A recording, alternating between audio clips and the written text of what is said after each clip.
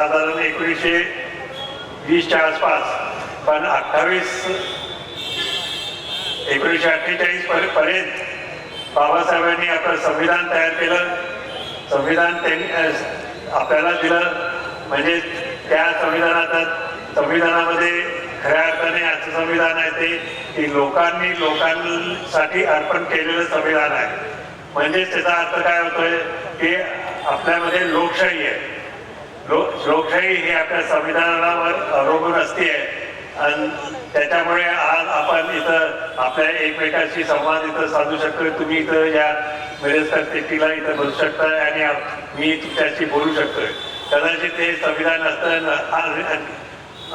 एकाधिकारशाही असेल किंवा हुकुमशाही असेल तर कदाचित ही परिस्थिती आपल्या भारतामध्ये राहणार नाही. या संविधानाच्या माध्यमातून आपल्याला अनेक अधिकार मिळाले आहेत. त्यातला एक मुख्य अधिकार म्हणजे निवडणुकीचा. आणि ह्या निवडणुकी आपल्यामध्ये सातत्याने वेळोवेळी आपल्या योग्य वेळ झाल्या पाहिजे याचा प्रयत्न मात्र आज कोण करत नाहीये.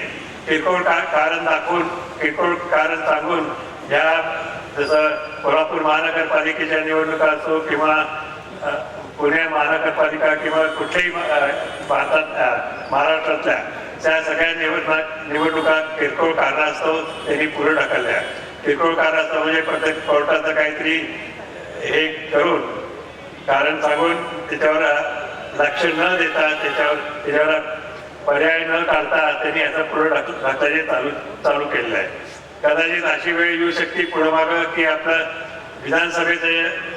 विधानसभेची निवडणूक सुद्धा ते लवकर घेतील का नाही हे सांगता येणार नाही. अशी परिस्थिती निर्माण होऊ शकते. पूर्वी तशी परिस्थिती निर्माण एकदा झाली होती.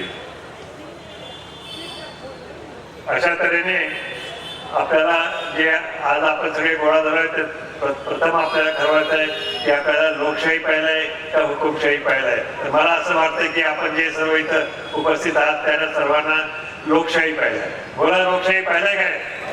दोन्ही हात वर करा. लोकशाहीसाठी आपण तयार आहात आणि लोकशाही आपलीच आहे.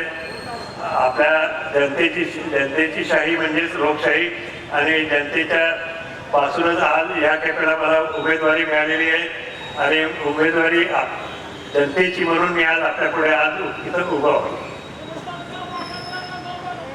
आपल्यामध्ये अनेक गोष्टी सांगितल्या जातात की गेल्या स्वातंत्र्य प्राप्तीनंतर पहिल्या 65 वर्षामध्ये काहीच झालं नाही आणि जे काय उन्नती प्रगती जी झाली ती सगळी फक्त या गेल्या 10 वर्षात झाली. हे बिलकुल खोटं आहे, सक्षम खोटं आहे. हे आपल्या सर्वांना माहीतच आहे. आता शाहू महाराजांनी जरी राजधानीचं धरण बांधलं असेल 1902 पासून 1908 पासून सुरुवात करून तरी दूधगंगेवरचं धरण आणि काळमावाडी आणि वारणेवरचं धरण याच्या कोयना धरण असे आणि पंजाबमध्ये आपलं भाकरारंगल धरण हे सगळे काँग्रेसच्या कारकिर्दीतच बांधले गेले. म्हणजे सगळं खऱ्या अर्थाने याचा विकासाचा पाया या काँग्रेसच्या कारकिर्दीमध्ये आपल्यापुढे ठेवला गेला आहे. आणि एक सुद्धा आता या 10 वर्षात मोठं धरण नाही आहे आणि एक सुद्धा अणुभट्टी नाही आहे ज्याच्यात आपल्याला भरपूर वीज मिळती आहे. ती सुद्धा एक सुद्धा या 10 वर्षात तयार झालेली नाही आहे. अशी परिस्थिती आहे आपल्यामध्ये. आता कोल्हापूरसाठी हे पाईपलाईननी पाणी आणलं.